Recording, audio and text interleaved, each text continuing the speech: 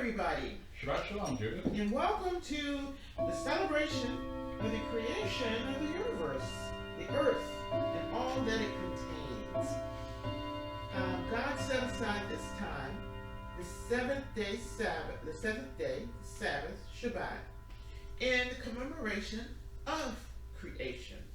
In 6 days, he created all that he needed, all that is here contained in this universe.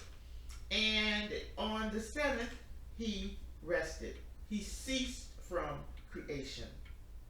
Another thing he did, in order to reiterate how important the seventh day Sabbath is, when Israel was released from Egypt and God gave them manna, they went out each day to collect a certain amount. They said whatever they collected, if people collected more, they all ended up with the same. But if they kept any over to the next day, it would spoil. But on the sixth day, they were commanded to collect twice as much as on other days. And the miraculous thing about it is on the seventh day, the Shabbat, the overage did not spoil. So John is fond of saying, the Sabbath day is on God. And God made divine provision for Israel during this time. So we must conclude that this day is indeed holy. It's something different about it than the other 6 days. Also, in the synagogues around the world, they divide the Torah, which are the first 5 books of the Old Testament. They divide it into 52 parts, and they have a part each week. The part for this week is called Vayikra, and he called. It's Leviticus in English. And in my Torah, Vayikra is divided into 5 parts, because Vayikra, the first one is Leviticus chapter 1. It's from Leviticus chapter 1 through 6, 7. That may not be exactly correct, because in my Torah it has from Leviticus 1, 5, 26, so they may be a little off on the verses. The first part is the Olah, burnt offering, Leviticus 1 through 17. The second is the Mincha, meal offering, Leviticus 2, 1 through 16. The third is Zevach Shlamim, sacrifice of well-being, and I don't have the scripture for that. Chatat, the fourth one is Chatat, sin offering, Leviticus 4, 1 through 35. And the fifth is Chatat, sin offering, Asham, guilt offering, Leviticus 5, 1 through 26. And it reads, Vayikra el Moshe, Veyedaber Adonai elav, Be'ohel Moed Lamor. The Lord called to Moses and spoke to him from the tent of the meeting, saying. Psalm 70. Make haste, excuse me. Make haste, O Lord, to deliver me. Make haste to help me, O Lord. Let them be ashamed and confounded that seek after my soul. Let them be turned backwards and put to confusion that desire my hurt. Let them be turned back for a reward of their shame that say, Aha, aha. Let all those that seek thee rejoice and be glad in thee, and let such as love thy salvation say continuously, let God be magnified. But I am poor and needy. Make haste unto me, O Lord. Thou art my help and my deliverance. O Lord, make no terror. This is the word of the Lord. Our Father in heaven, hallowed be your name. May your kingdom come, and may your will be done. We give thanks to you, Lord God, for you have brought us to this Shabbat, And you have brought us into it, Lord, and you have drawn us closer to you. And we give thanks, Lord, for what you have done and continue to do and will also do in the future.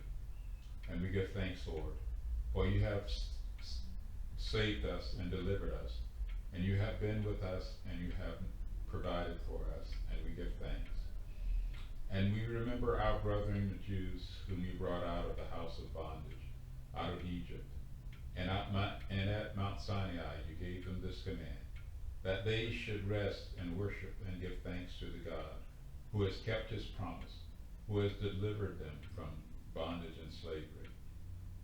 And they, Lord, on this day, praise and sing and give thanks to the God who has kept his promise. And we as well, for Christ has come and said that he will come again and bring us even closer to you. And we give thanks to what he has done for his coming and for his return. And we sing and praise and give thanks and meditate, along with our brethren the Jews, for we give thanks to God, who has shown us great mercy and has given us salvation. We pray that you continue to draw us closer to you as we desire, and we await that day for Christ's return. In his name we pray. Amen.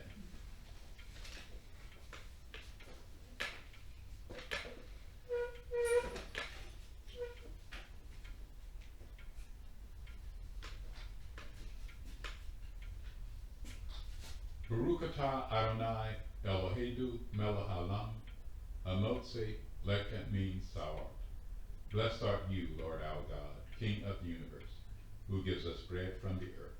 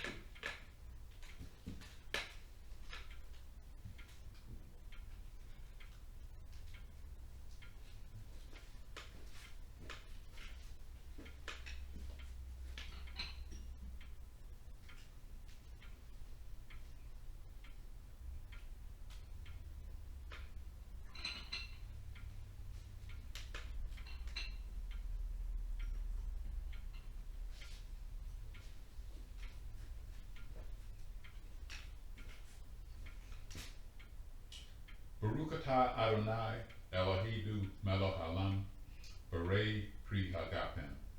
Blessed art you, Lord our God, King of the universe, who gives us the fruit of the vine. Shabbat shalom. Shabbat shalom.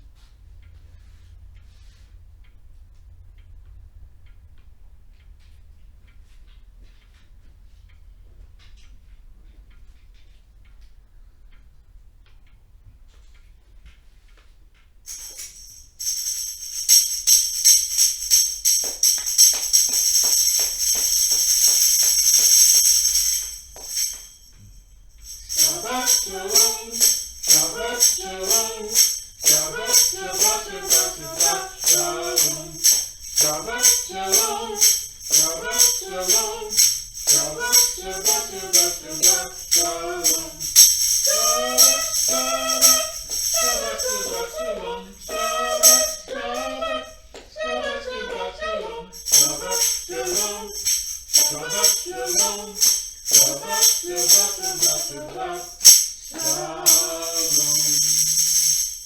shalom, everybody. Shabbat shalom, Judith.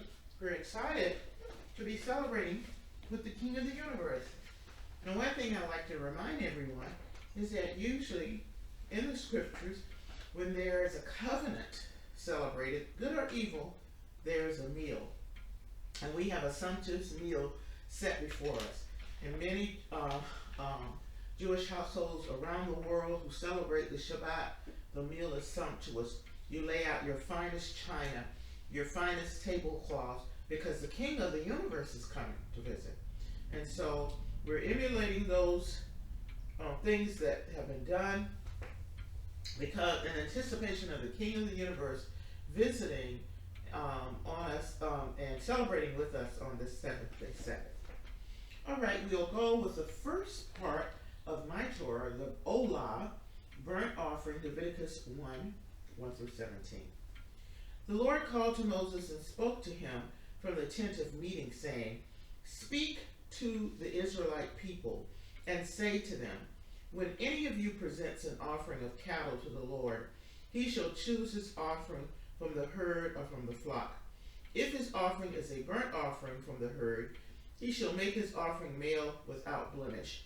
He shall bring it to the entrance of the tent of the meeting for acceptance in his behalf before the Lord.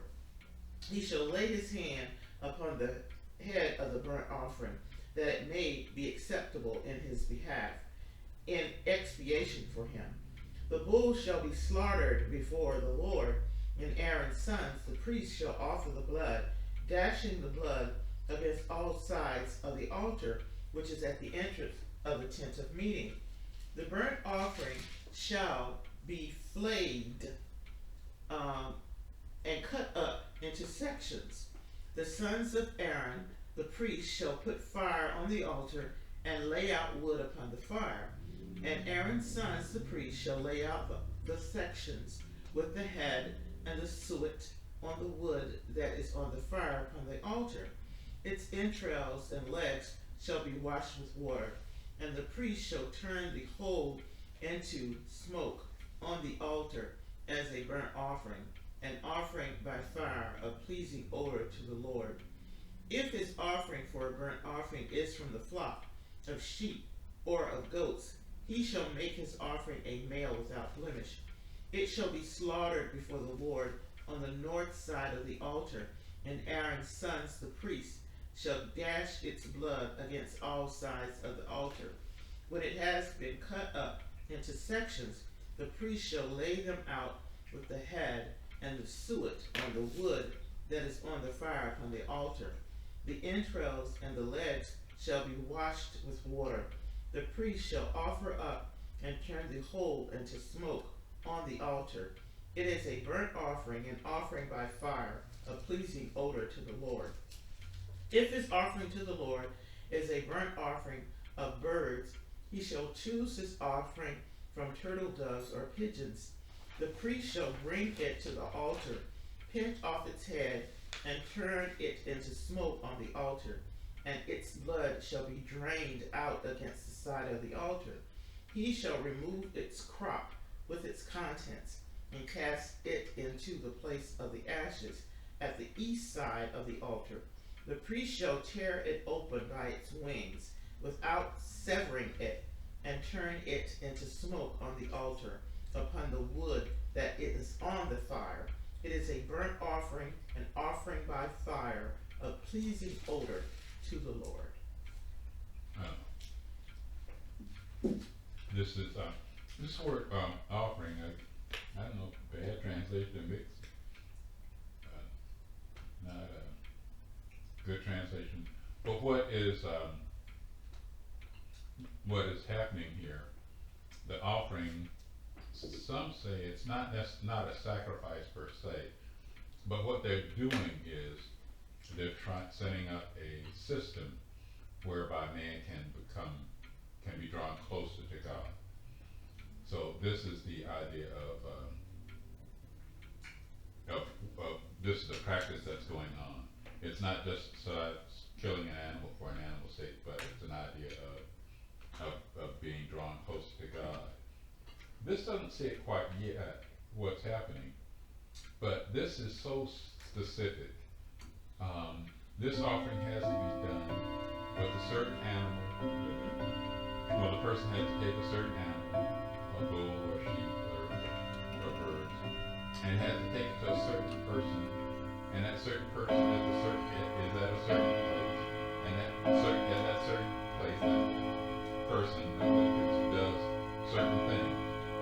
It is pretty specific. I'm not sure how that would work if the Jews expanded overseas and stuff. They couldn't start slaughtering animals anywhere they felt like it to draw close to God. It was specific to a particular place to be addressed by certain people, and it's pretty. I don't know. It seems rigid, but if you want to draw closer to God, this is how you do it. He tells you how. You can, right. We can't determine that. Right. But sometimes I don't know if we'll get into this, but this has to do with a physical, trying to draw closer to God through a physical means. And suppose you want to get closer to God. How can you do it? Well, you bring your offering to the priest, and the priest takes it from there, and he goes in a little bit deeper. But how do you yourself do it? And some say you can do it, draw closer through your will and your desire. You want to draw closer, and in that respect, you can go closer than what it can be accomplished by what the priest does. That they bring the offering to the door, and that's as far as, in one respect, that's as far as they can go physically. Mm-hmm. But spiritually, they can go even deeper. But to go deeper, you have to want to go deeper, which is sometimes we miss. But I think that's pretty interesting. But the idea here is you're not killing an animal for animal's sakes, but animals die every day. But for this purpose, it's the idea of closeness. There's also a transfer of all the sacrifices are a type of an atonement. Mm-hmm. And I think that's why the men would put their hands on the head of the animal. On the head of the burnt offering. Burnt offerings are consumed completely. You don't eat any of that. There's an atonement to draw closer. And I was going to say something else, I missed it.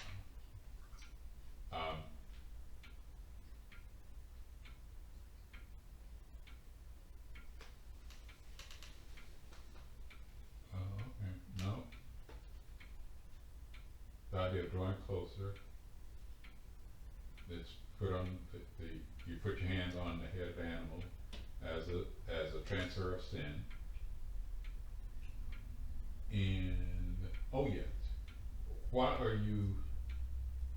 It's also a way of saying, for the sins I've done, these are accidental sins or inadvertent sins.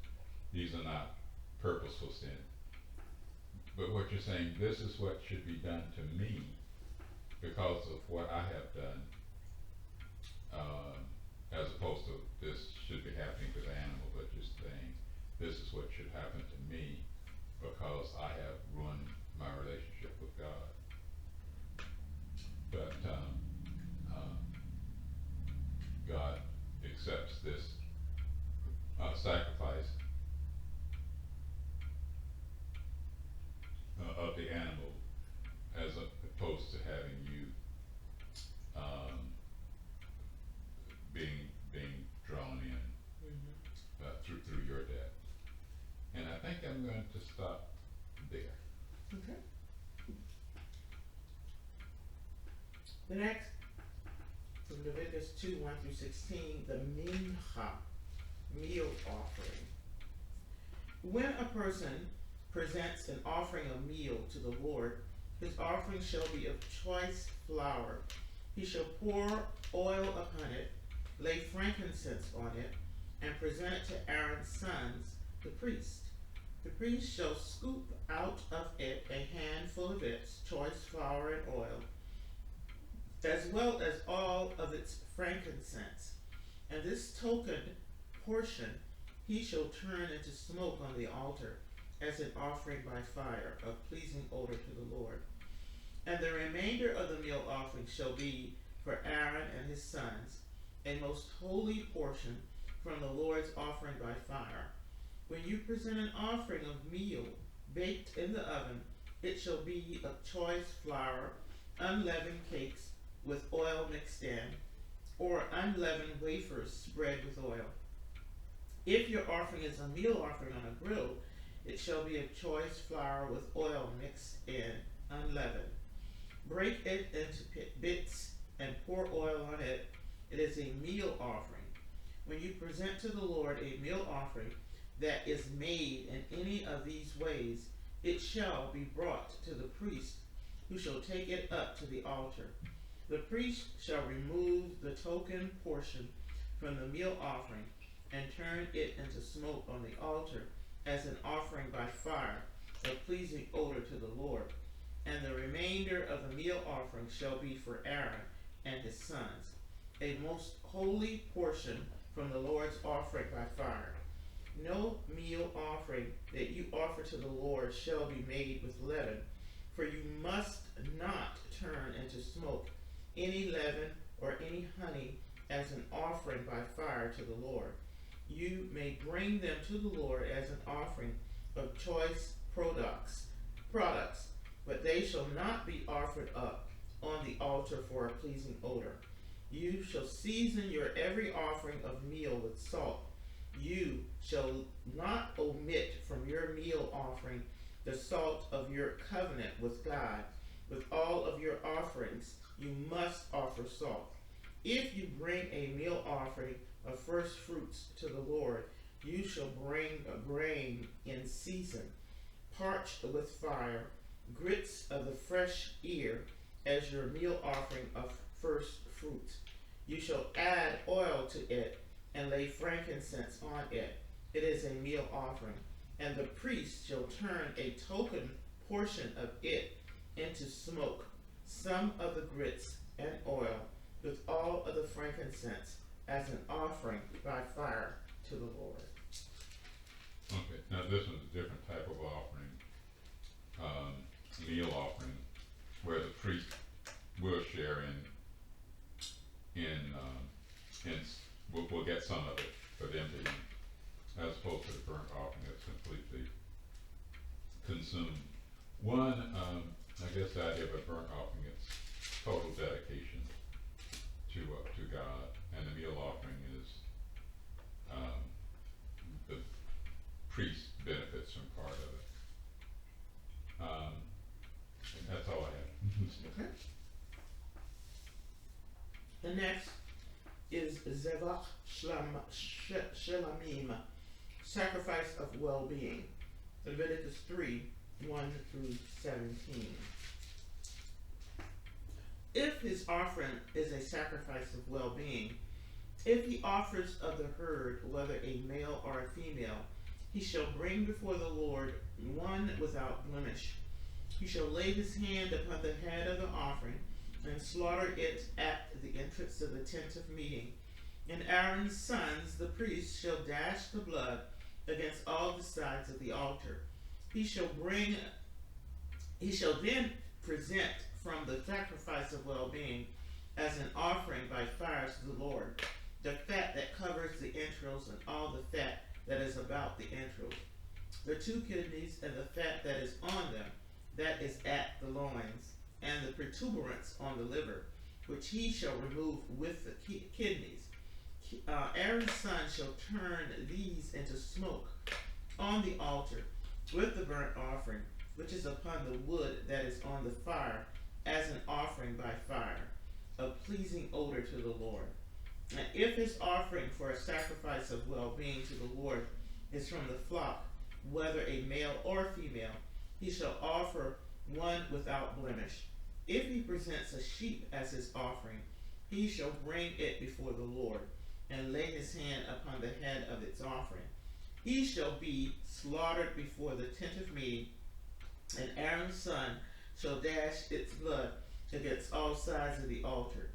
He shall then present as an offering by fire to the Lord the fat from the sacrifice of well-being, the whole broad tail, which shall be removed close to the backbone, the fat that covers the entrails, and all the fat that is about the entrails, the 2 kidneys, and the fat that is on them, that is at the loins, and the protuberance on the liver, which he shall remove with the kidneys.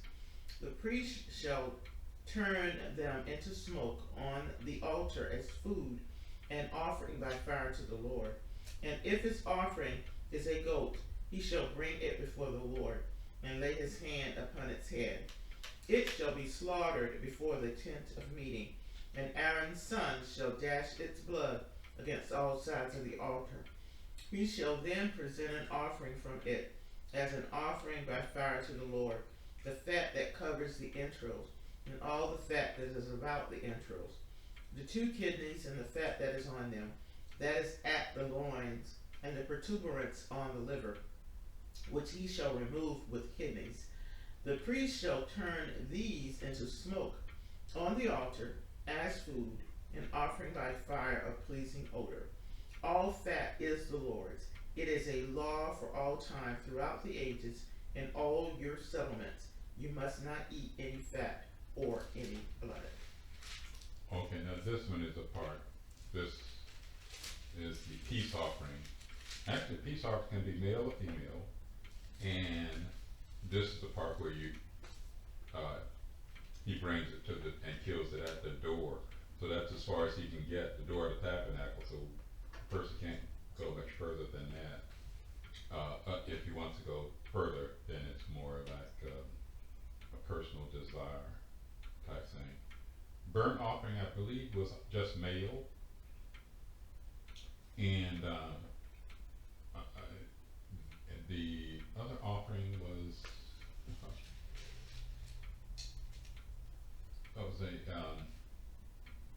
a sin offering. Yeah, sin offering.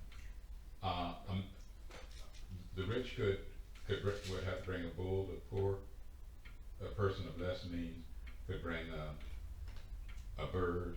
I think later on they may talk about turtle doves as well. But these are still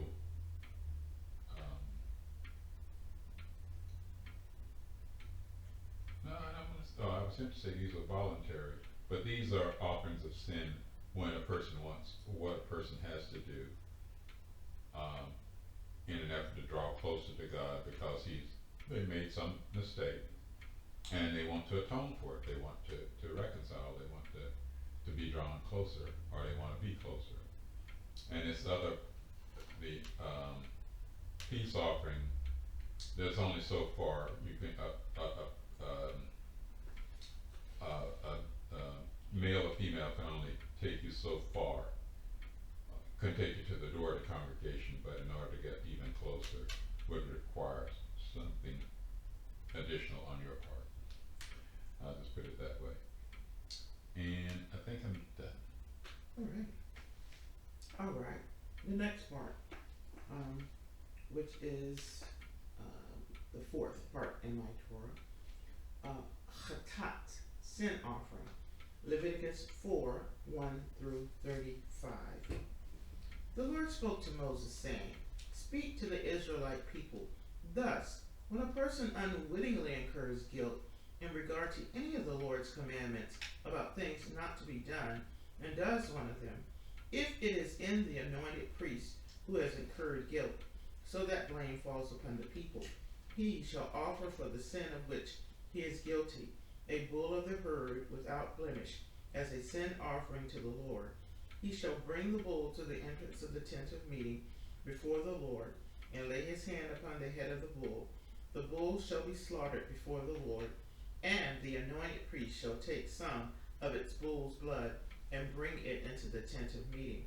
The priest shall dip his finger in the blood and sprinkle of the blood 7 times before the Lord in front of the curtain of the shrine.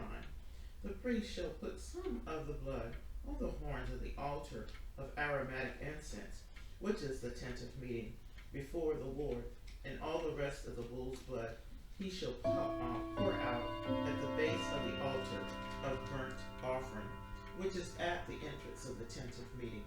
He shall remove all the fat from the bull of sin offering, the fat that covers the entrails, and all the fat that is about the entrails, the 2 kidneys, and the fat that is on them, that is at the loins, and the protuberance on the liver, which he shall remove with the kidneys, just as it is removed from the ox of the sacrifice of well-being. The priest shall turn them into smoke on the altar of burnt offering. But the hide of the bull and all its flesh, is as well as its head and legs, its entrails and its dung, all the rest of the bull he shall carry to a clean place outside the camp, to the ash heap, and burn it up with wood. It shall be burnt on the ash heap.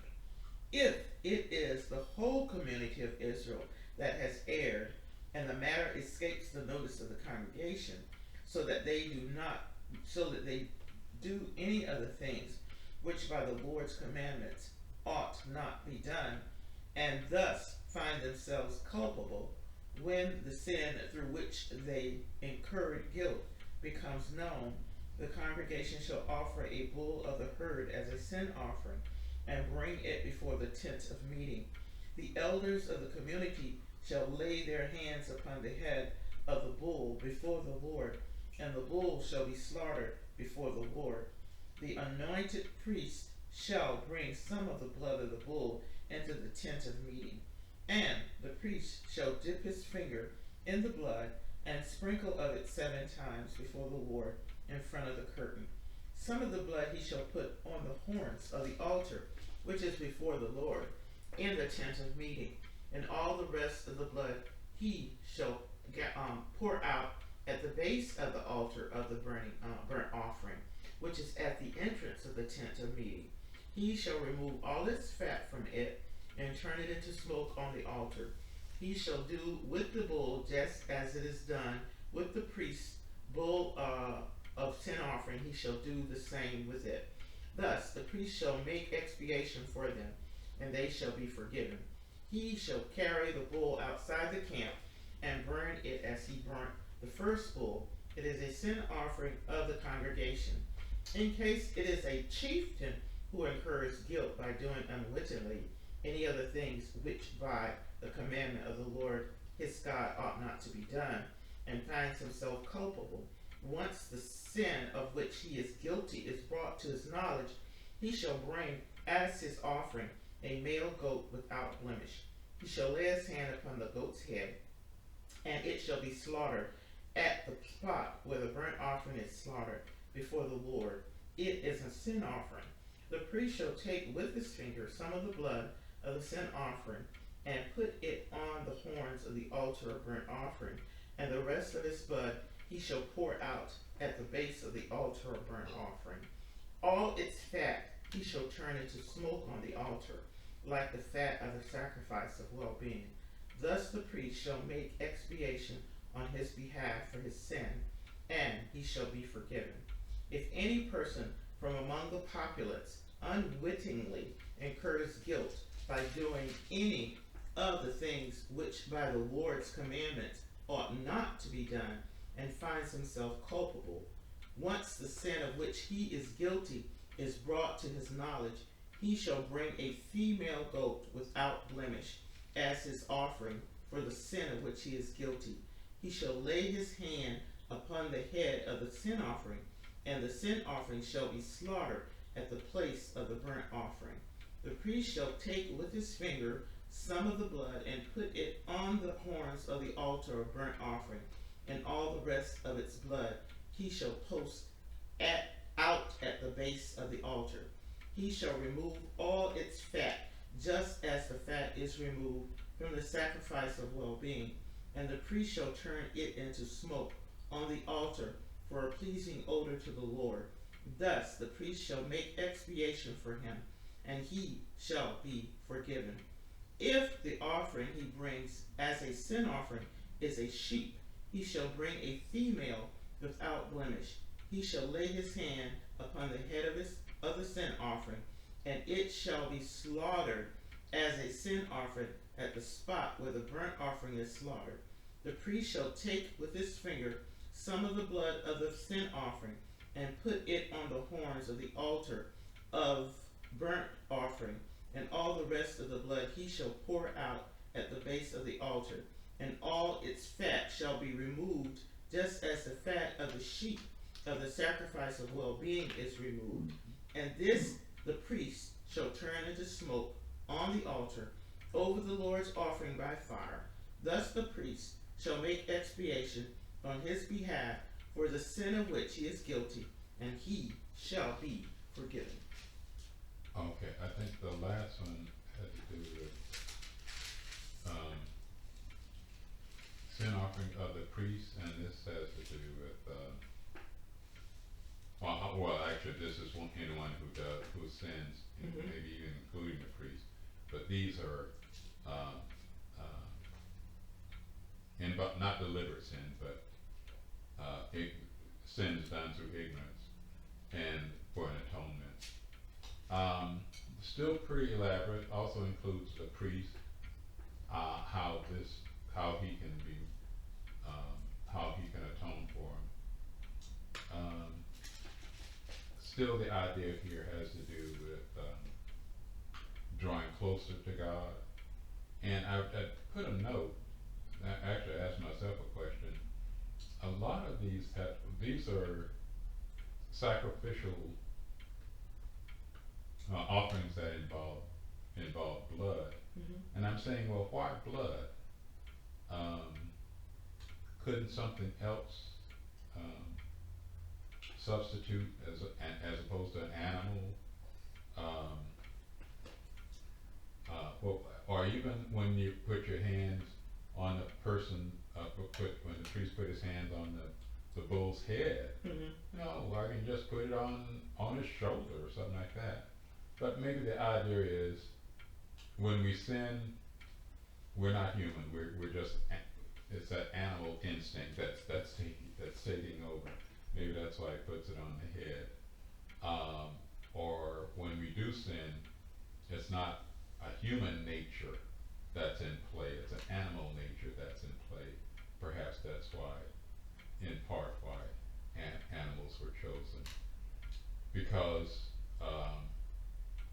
this is what should happen to us. With the plant, I guess we cut down plants all the time without thinking about it. Even trees. And but animals, maybe in a different ballpark. But the idea here is, when we sin, this is what our nature is. It's an animal nature. And I think, also you can offer male and female. Here I think it brings in the idea of without blemish. I don't think those words were introduced in the prior verses. Maybe I missed it, but this one definitely mentioned without blemish. Also, some of these animals, the ram, the sheep, the goats, these were gods that Of Egypt. And what do you do with a god? You don't kill them. That's one thing, you don't kill them. So, and even people, certain groups revere, bulls and stuff like that. So the idea here is, also, is that these are not gods. These are things that should be revered. This is us. This is our animal instinct, and what we want to do is kill our animal instinct so we can draw closer to God.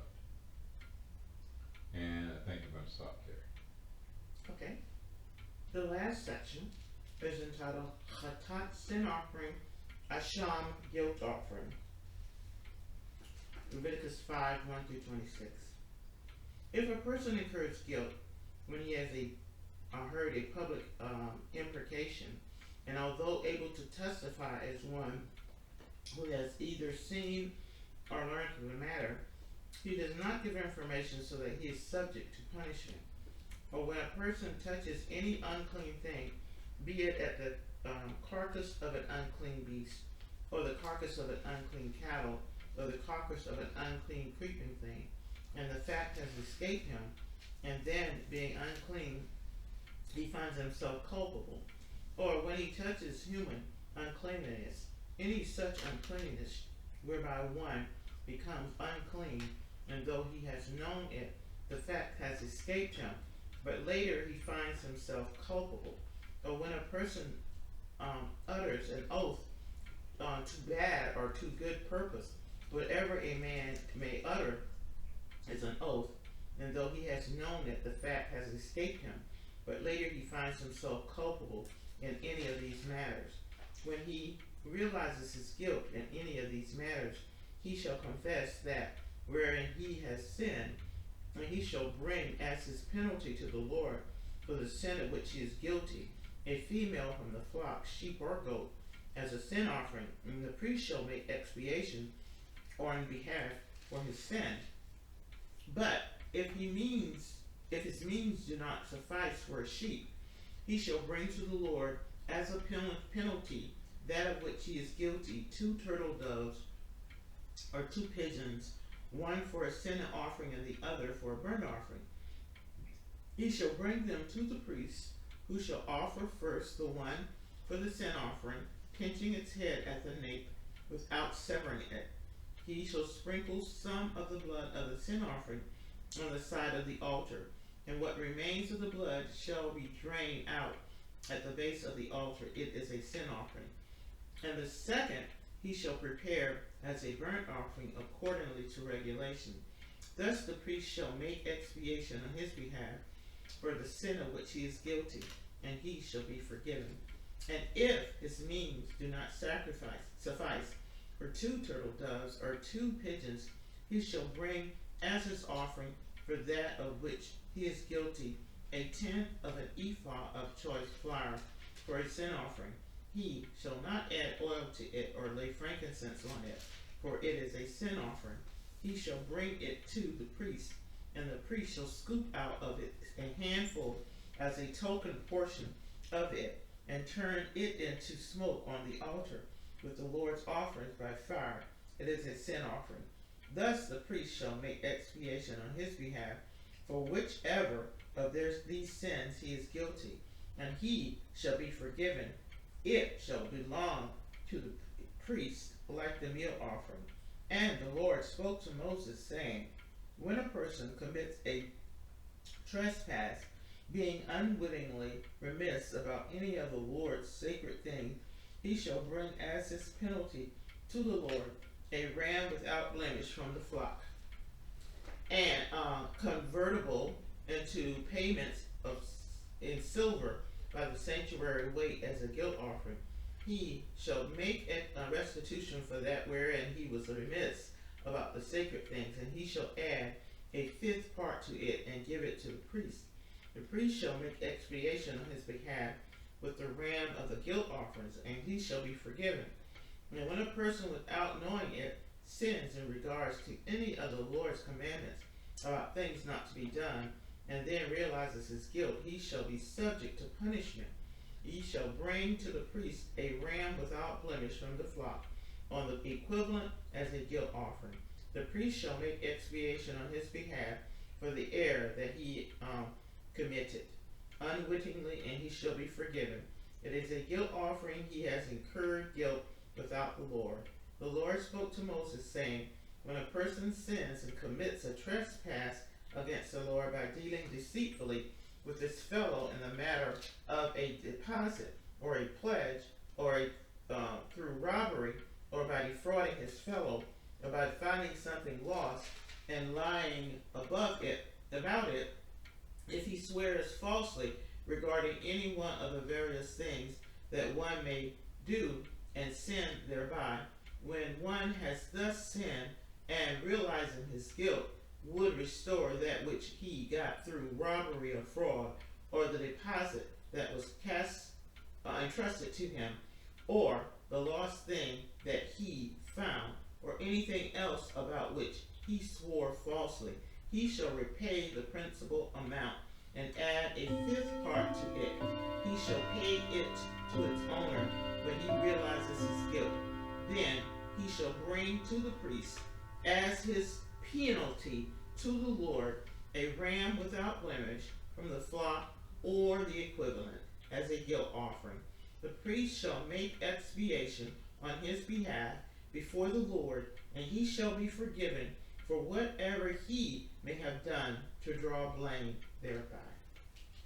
Okay, this lesson has to do with, this is a deliberate sin, and you just can't bring an offering for a deliberate sin.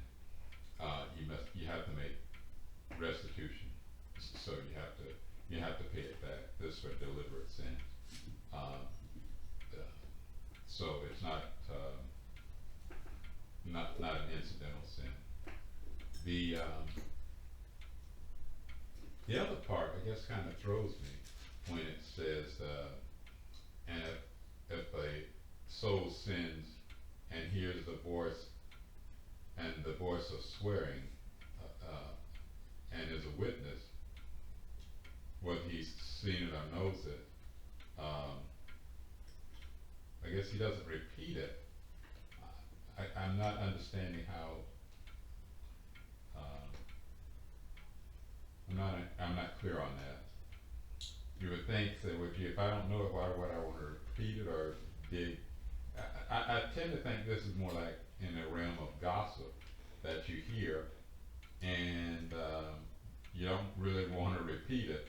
But there's probably a little bit more to it than my understanding is allowing it just now. But this also has to do with the second verse says, any soul that touches something that's unclean, and you can make an atonement for that as well. If he's being defiled, guilty, no, can't say. It seems that way.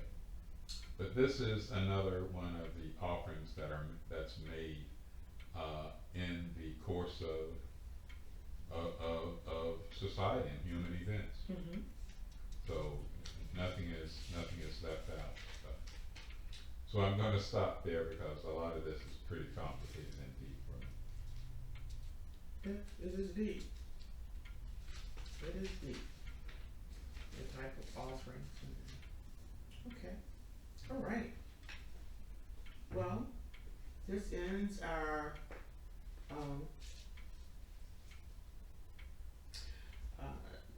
parashah for this week, and we go on.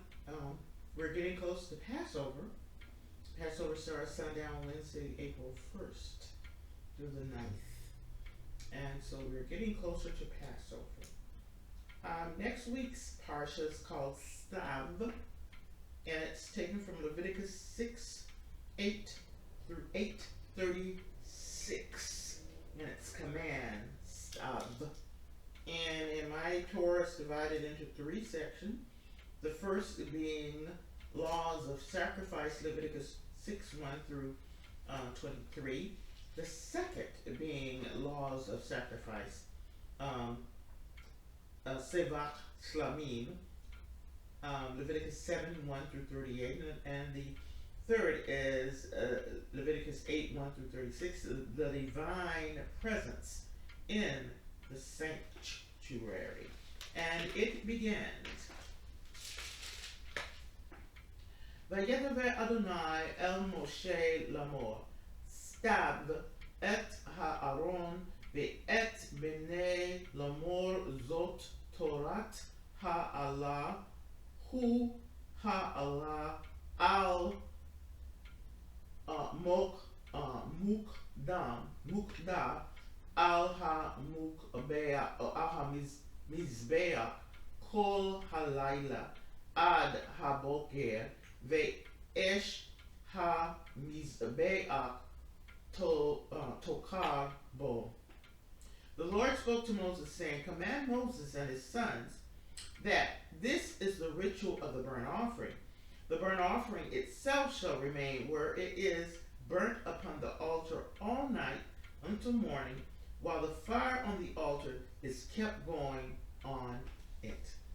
So we look forward to going forward, and we look forward as we get closer to next Shabbat will be the Shabbat before Passover. Yes. So we are getting closer to Passover. So we've done as the Lord has commanded us. We've set aside this day as a command, as He commanded. We've set aside this day, and we have said we will do what we will obey what the Lord has commanded. So what shall we say? Did we do verse 3 last time? No, let's do verse 3 this time. He's meeting verse 3 of Be Still My Soul. Okay, and we probably may have some new stuff. We have a new printer. We've been our printer broke, so we've been not able to print a new song. So Be still my soul, the hour is hastening on, when we shall be forever with the Lord. When disappointment, grief, and fears are gone, sorrow forgot, the sweetest joys restored. Be still my soul, when change and tears are past. All safe and blessed, we shall meet at last. I didn't get that go up enough on that last part. Sorry about that. So it sounded like we were starting over again. But we thank the Lord for His allowing us to be able to meet once again, to celebrate and to remember this seventh-day Sabbath. We honor it, and we so desire His presence so that we can plug into Him. We've unplugged from the world system, and we're plugging into the Lord because we really need Him, because we've been drained this week. Each week drains us, it seems, more and more, as the it says the evil one knows his time is short, and he seeks to wear out the saints of the Most High. He seeks to do it, but he will not do so because the Lord protects us. And one of those protections, I believe, is the Shabbat, where we plug back into our Father, and we receive much more than just like the amount of manna that they got on Friday went into Shabbat and did not spoil. There's something miraculous about this day, so we look forward to whatever the Lord gives us. It will be miraculous, something that we need in order to keep us able to do His will during the week while we're here on planet Earth. And so, as we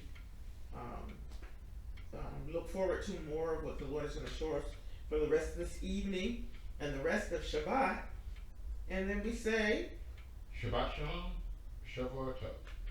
Shalom, and have a good week. Whole world is waiting. Sing the song of Shabbat. Whole world is waiting. Sing the song of Shabbat. Whole world is waiting. Sing the song of Shabbat. Whole world is waiting. Sing the song of Shabbat. I'm also waiting, waiting to sing the song of. I'm also waiting, sing the song of Shabbat. Oh, world is waiting, sing. bus. Hold